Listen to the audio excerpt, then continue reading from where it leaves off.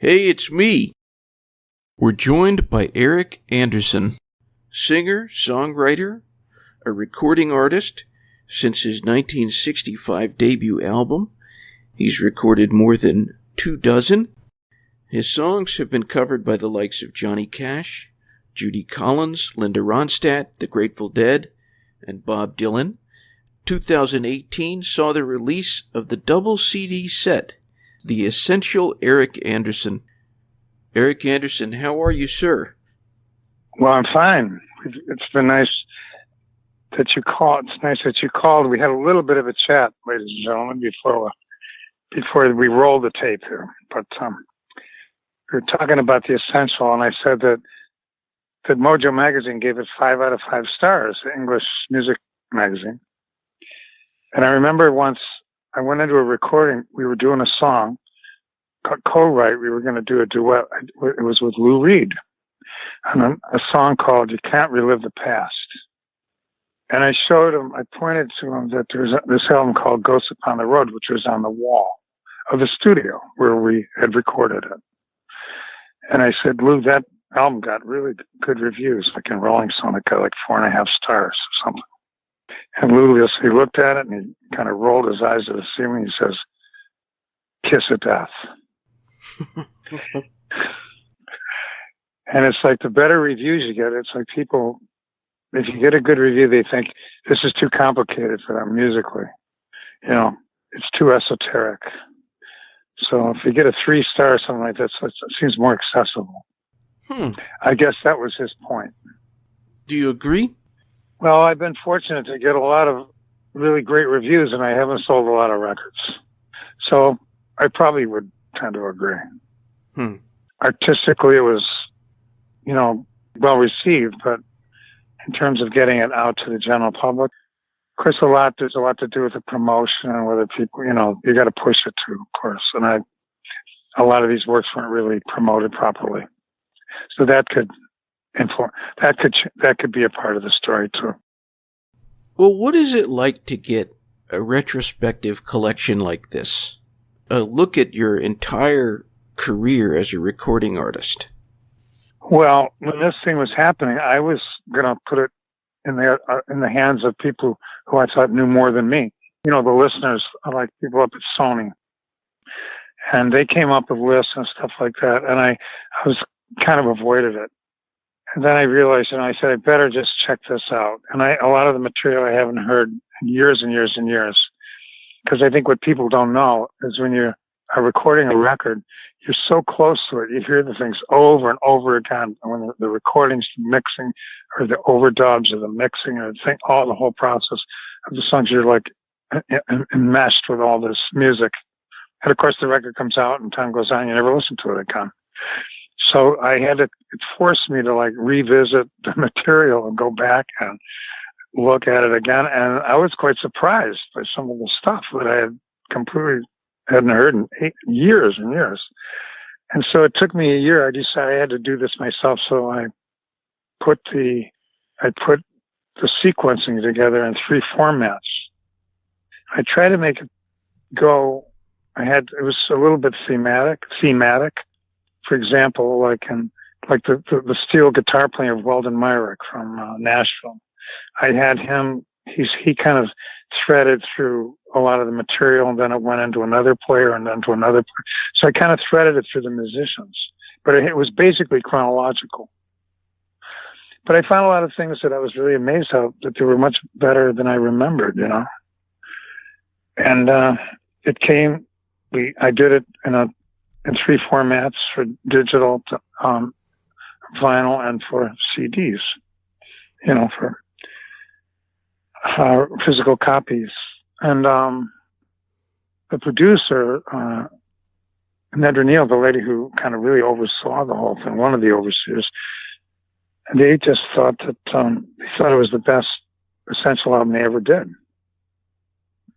Because the album didn't sound like a bunch of hits just being, mud against the wall, kind of, It had a feeling of like an album, You put the needle in the groove, and it feels like a real album. It has that fresh feeling.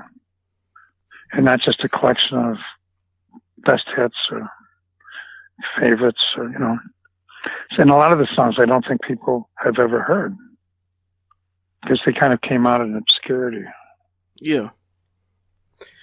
Like you said yourself, you'd never really heard of them till through Norbert Putnam. That's true. And so, and you've been doing this for 14 years, radio. And that's what I gathered you told me. Yeah. So there you go. There you have it. Better late than never. That is Maybe. true. When you're listening to these earlier recordings, and when you think about your beginnings, how would you say you are different from when you started as an artist? Well, I think you might want to come to New York and join the singer-songwriter gang of like Tom Paxson, Fred Neil, Phil Oakes, Buffy St. Marie, Tim Hardin, people like that, of that ilk. But yeah, I think you float into the city thinking, man, I'm going to change the world, But of course, you soon find out that the world's that it ends up changing you. And you find your place, you find your strengths, recognize your weaknesses, and, you try to initiate as much change as you can, with not only within yourself, but around you. You have to be a little naive to get into this, to be a musician, to be a songwriter, at first. And why do you say that? Well, because you think you have the powers to evince change. Remember, I came from the streets when there was a lot of protest writing and stuff in the village. Right. The 60s. This was the beginning of the singer-songwriter movement. This group, handful of writers. I'm hoping you can tell us about some of those artists. Would you say that there was someone who was the biggest source of knowledge for you or the biggest help to you? Well, physically, getting in there, Tom Paxton, this songwriter, gave me an apartment. Phil Oakes took me around and introduced me to a lot of people. And everybody was really quite great. And, I got to talk to Bob Dylan about his writing, and got to talk to Buffy St. Marie, Peter Lafarge, one of the, met Pete Seeger. And, it was a group.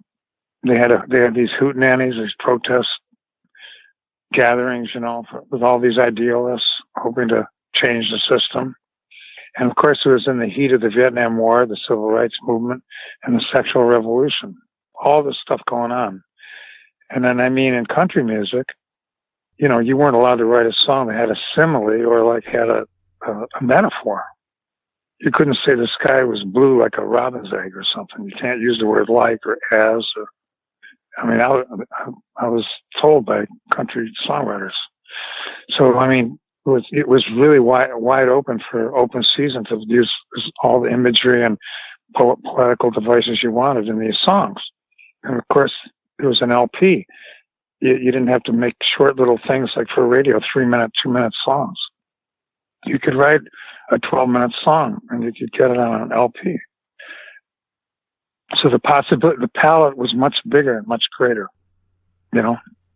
Yeah. Listening to the different songs that you've written, it seems like there's lots of different themes that go through what you write. Would you say that there's one theme that is the most dominant in your work? Well, I think my songs have always been more interior documentaries than trying to depict, write about the outside world. I never was a very good protest songwriter, topical songwriter. And I just sort of went within my own stream. I just put the boat in and see where it would go. So the themes, I never thought thematically, though people always considered me like a romantic love songwriter and stuff like that. But a lot of things they thought were love songs were a little more complex. They had more edge than what people claimed they were. And today, what would you say the purpose of your art is? Well, the purpose of the art is what I do. I think my main love for I got into this mainly from the writing angle. Not so much that I possess musical talent, but I really loved writing, and I found the pen was like my own little paper airplane. It was a way to explore the room, explore the street, explore the world, you know. And so I always found writing as a form of exploration, an expedition to get and sort of see what's going on the banks of the river as you're traveling up in the canoe or something, the dugout. And the destination didn't matter so much as what is the process, is the journey. You follow me? Yeah. And the songs are what I'm reporting as what I saw along the way, in one way or another. So, I guess the object of the writing is like, and I think of any art. If you look at any painting, or you look at a poem, you look at a story, or everything came from nothing in a way. And, I mean, it's like making the invisible visible. Things that didn't exist will then, through a work of art, exist. Well, you're talking about the writing there, but would you say that the writing is more gratifying for you than the other parts of music, like recording, performing, that kind of thing? Well, I love to perform too, and we've had some wonderful shows. I've been working with a great little hot band of a percussionist, guitar, and a violin, and it's very kind of improvisational. The song is the basic, the skeleton, and then people improvise off the songs, the players, including the percussionist who plays an African djembe. And I love performing, and maybe a better answer is that when you do perform these songs, it's kind of it's like a little diary. You can kind of live life twice. By performing the songs, you can go back and revisit the situations. Interesting. Well, it seems like when you look at the records that you've made, that you do like collaborating. I mean, like the duet. Well, yeah. Yeah. I mean, this is probably a very abnormal interview compared to what you're used to. I tried collaborating once with Joni Mitchell. We never could quite pull it off. We worked on one song I started and that never quite finished it. But I did collaborate with Townes Van Zandt on 4 songs, and Lou Reed once, Rick Danko from the band. I have done some collaborating. It's always been wonderful to do, because you never know what's going to happen. It's like watching a movie, you never know the end till the end comes. Has there been an artist that you were the most excited to collaborate with? Well, it's a process, It's like I don't think of it in terms of excitement that way, but each person's different, Like Townes was much more literary. Well, Lou was very literary too. But Townes, I think Rick Danko was more. He was more like, more of a music guy. He was a writer. He wrote a couple of things with Bob Dylan, but collaborating on stuff. But he was more of in the musical angle. But Lou and Townes were like more into the words, for example. I wanted to talk about the song "Thirsty Boots." Okay. What about that song do you think resonates with people so much? Well, I think it's kind of a song of hope, People feel hopeful when they hear it. Just looking for the evening and the morning in your eyes. It's got kind of supercharged with life and recognizing resistance, to come across. And it's kind of a song of encouragement, I guess. I mean, I hadn't been to Mississippi yet in 1964. A guy who had been there, I noticed his clothes were all he just got back from Mississippi, and he was a civil rights organizer, getting people out to vote. And his boots were all scuffed up, and his pants were all ripped, and and he just got back, and we were sitting in the Kettlefish bar. And I think, Phillips was there, and I don't know, maybe Bob was around. I don't know. Everybody, it was this one bar everybody went to next to the Gaslight. And I just took one look at his boots, and it kind of told me a whole story, And then later I went down to Mississippi myself, and then I got the shit scared out of me. Scary place. Yeah. And I was 64, 65. People were getting shot at. And the guy I went with, Jack Newfield, from the Village Voice, he did get shot at, trying to put up posters to get people to vote in Macomb County, which is the county that was the border of Mississippi and Louisiana. Well, and he wrote a book of. Jack Newfield got Bobby Kennedy to run for president. He was one of the guys, and he wrote for the Village Voice, and he was the conscience of New York. And he, the day before we got to Mississippi, it was just me and my wife and Jack. We got down to Mississippi, and it was a full moon. You could almost see the red of the soil. You got it down in Georgia too, that red earth. Right. And you see that red earth and the pines under the moonlight, And the day before, we were staying with this black guy named Steptoe. He was an organizer. And man, the day before, one of his friends got killed, shot at the sawmill. I mean, that's what we walked into. I mean, you can't make this stuff up. Yeah. Well, you have traveled a lot. Now, you're talking about one part there of the United States, Mississippi, but to give the listeners a little bit of context, I guess you could say. I'm not sure what you'd say, but you are in the Netherlands at the moment. Right. What brought you there? A woman. Interesting. You like to travel? It's funny when you ask me that.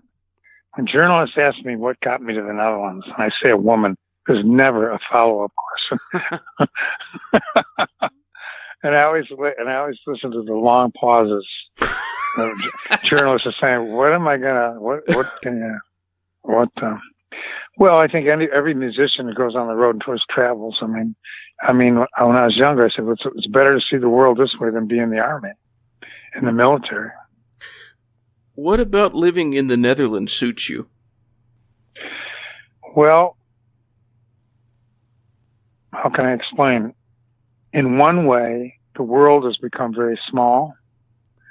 And I mean, if you walk through the streets of Atlanta or Moscow or Beijing or Tokyo or Amsterdam, Paris or London, they're all wearing Nikes. Everybody's wearing the same stuff, reading the same books, hearing the same music, watching the same Netflix. It's like, it doesn't matter where you live anymore. And in other ways, you could say, well, the healthcare system is pretty good in Europe, if you were worried about that. People in Europe are, I think, the societies care more about their people, And it's not a dog-eat-dog social Darwin, like the social Darwinism of Walmart's big SUVs and, this is my property, don't step on my over the line. I mean, it's a little bit less restrictive in a way. So America's the land of the free, but if you want to be free, you got to be able to afford it. Here, people take care of each other much more. It's a better protected society, and it's freer in some ways, but it has also, it's more egalitarian, meaning, the rich person isn't any better than the poor person. Yeah. More democratic.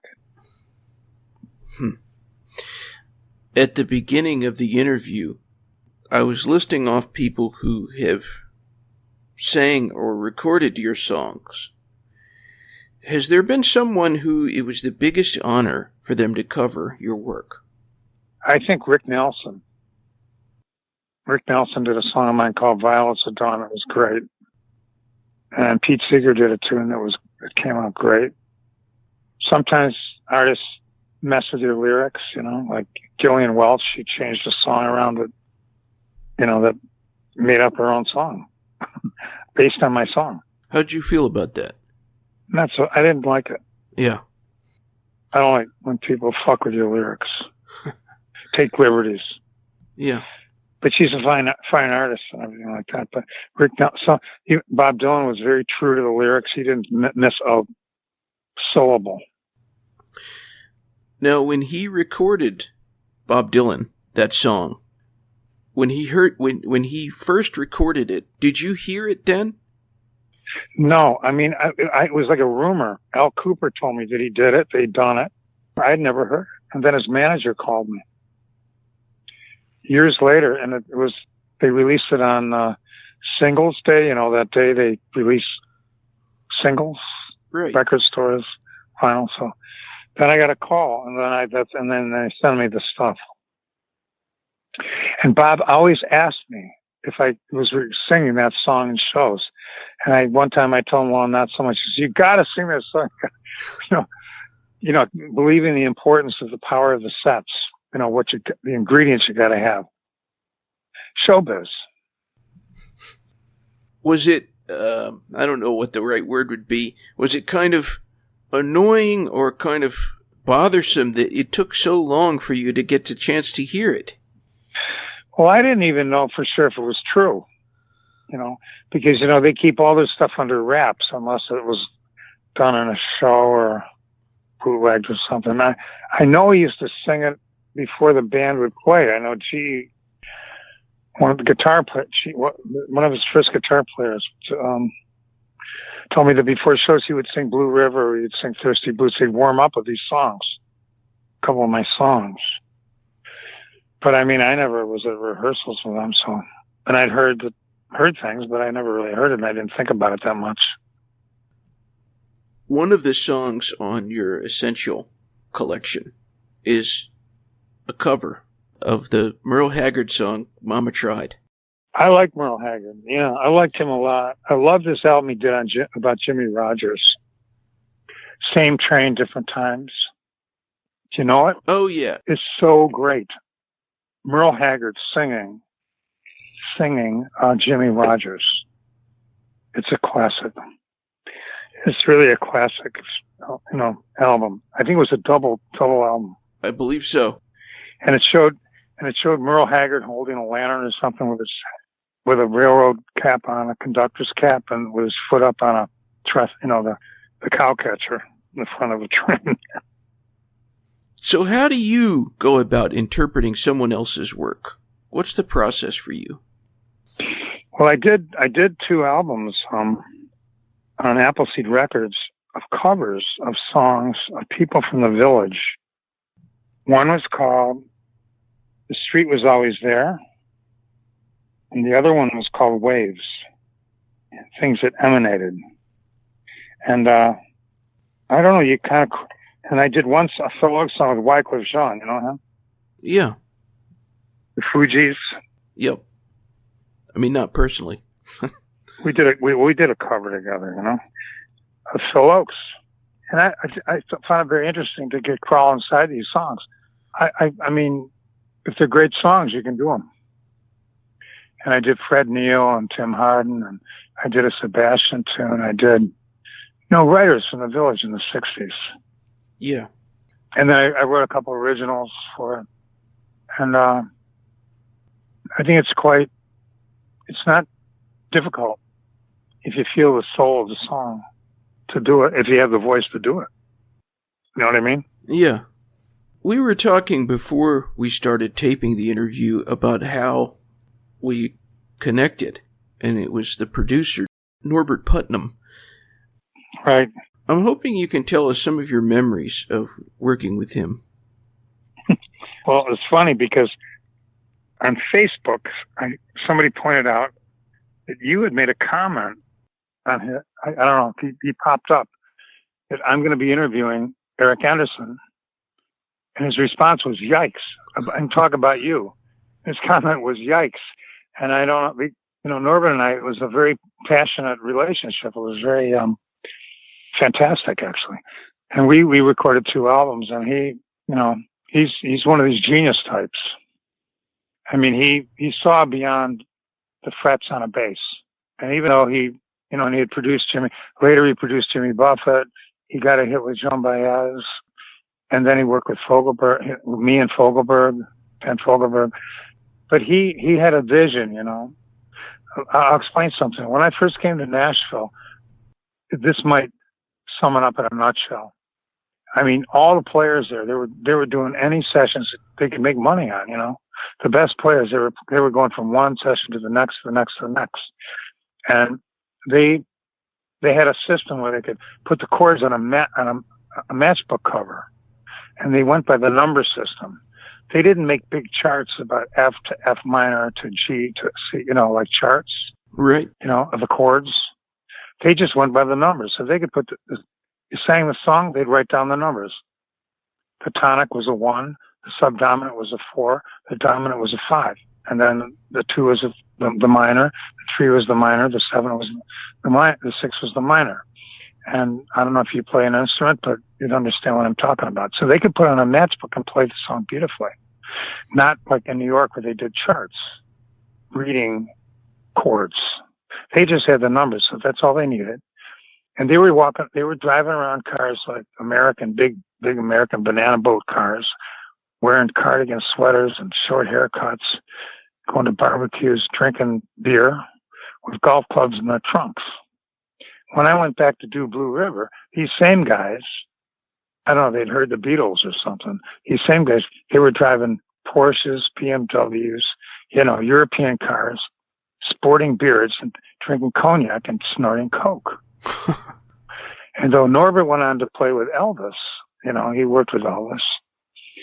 But basically their heads got turned around and they were not strictly involved with country music anymore. They wanted to kind of get liberated from the 3-chord songs, and they got more into the poetical worlds. And it was like a perfect storm when I met Norbert, that whole thing came together because he was ready and I was ready. And so the kind of playing on the albums we did was nothing like anything. It was completely different. And they were Nashville guys. They're from the South. They're from West Virginia. They were from Tennessee. They were from Memphis, and they were from like Georgia, Yeah.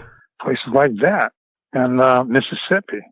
And the whole thing clicked because their imaginations were liberated.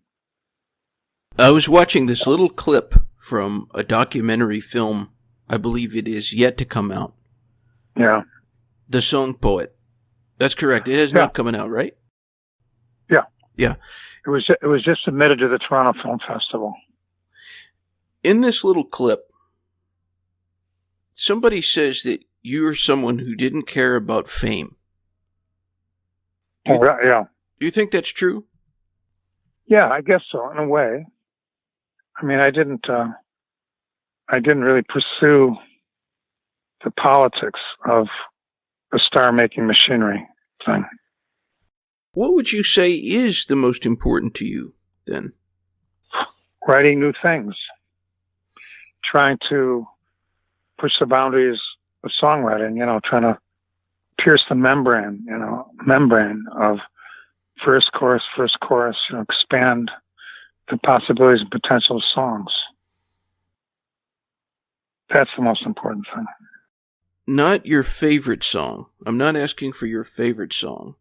But if you had to pick one song from this collection, The Essential Eric Andersen, to represent you, would it be possible to pick that song? No. That's why it's a collection. Yeah. Meant to be experienced as a whole. I mean, some of the songs are known. But some of the songs that I found for this thing, when I was digging back, you were asking me about how this thing came about. I found some things that were really neglected, overlooked, and ignored, and I pulled them out, and they became very strong.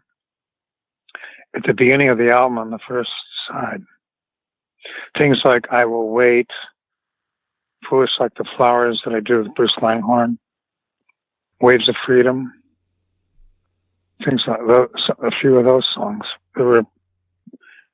I think people were surprised when those came in when the needle went in the grooves.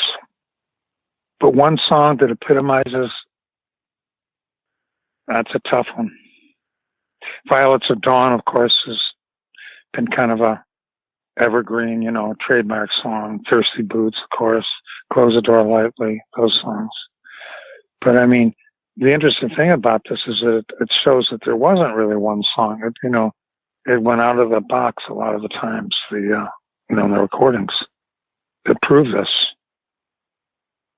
So it's an evolution. Yeah. What is the best thing about being Eric Andersen?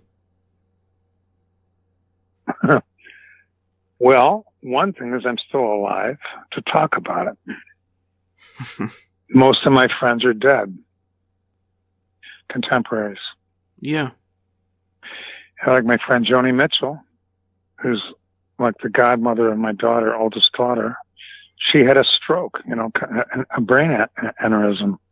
I mean, people get felled like trees, Time just mows everything down. This kind of reminds me of something that I was thinking not too long ago. I was looking at one of Bob Dylan's albums, and it's sad, but I was looking at all the musicians, and it occurred to me that all of them had passed away except for him.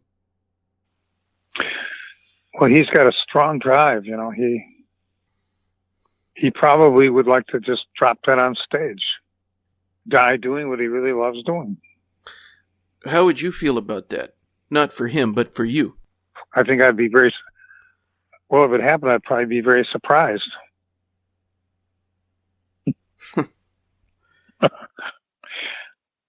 I've heard about people, that this has happened to. Right, like Tiny Tim. That's right. I knew him in New York. And I knew of a Hardanger fiddle player in Norway. His dad died on stage. He was a violin player, and the tradition passed down. I don't know. I think the idea, as you get older, and you see, I'm 75. How old are you? I was born in 1981, so I'm. You're a mere youth. This is true. But after all these interviews you've done, it's probably added a few years on your life. Talking to all these people, Yeah, it's true. Because you absorb it. You end up kind of living more lives than one. Yeah, I have to say, it's hard to be judgmental when you talk to so many people. Right. That's true. I know it's very late where you are. Ladies and gentlemen, it's approaching midnight where Eric Andersen is. So, I always like to leave my interviews very open-ended. I let the guests just take the microphone. They can go wherever they want. I will give you the stage. Well, I think you've been very kind. I think you've given it to me through the whole interview, which has been very kind of you. Like concluding remarks. I don't know. It's hard to. I think it's important to try to do what you really love doing, what you really want to do, because 90% of life is just like maintenance. A lot, maintenance. Pay the bills, flush the toilet, brush your teeth, wash your clothes, buy food in the market, get your car fixed, go down, get it, pick it up. There's so much that you have to do just to maintain. And then there's always the 8% of conflict where you run up against a brick wall or you're down a blind alley. And then maybe there's 2% per chance to dream and to do what you really creatively want to do. So, even sleep is maintenance. Right. So you got all these things you got to do just to get by from the cradle to the grave. So I think if you can, like my wife, here in the Netherlands, she made an album called Fallen Angel. and it got some beautiful reviews, like in No Depression, and it was made for a German label. The other day, she's a scientist. She made an album called Fallen Angel, and we gave a copy to Bob Dylan, and Bob Dylan came out with an album called Fallen Angels about like 3-4 months later. They say, average artists imitate and great artists steal, or something like that. Picasso said that. Yeah. And but she's a scientist. She just became a professor at 6 universities. And she woke up, she said, man, I've got to the top of my field, but all I really want to do is write songs and sing and record my record, my music. So for her, being a professor is like maintenance, because that's what she knows, and she's the best at it. I mean, she's somebody, she deals with education and things like that, and she works with the Ministry of Education in Holland, and she's writing master's degree programs. But all she wants to, and she sings harmony. She's in my band when we play, when she can do it. But the idea of actually doing what you want to do, to wake up and say, I reached the top of my field, but that's not something I really want to do. Think about that. So I think you got to make time for the things you love. I mean, maybe even if it's a hobby, I don't know. But something dear to your heart, because time goes fast. Very true. As you were saying about all the players on Bob Dylan album. Yeah. Well, Mr. Andersen, thank you very, very much for sharing with us. You're welcome. It's been a pleasure. I'm sitting here under a party tent in the Netherlands, and the birds are still singing in the night. There's going to be a full moon, a blood red moon on Friday. I don't know when this will air, but by the time this airs, everyone who listens to you will have seen that moon. Nice.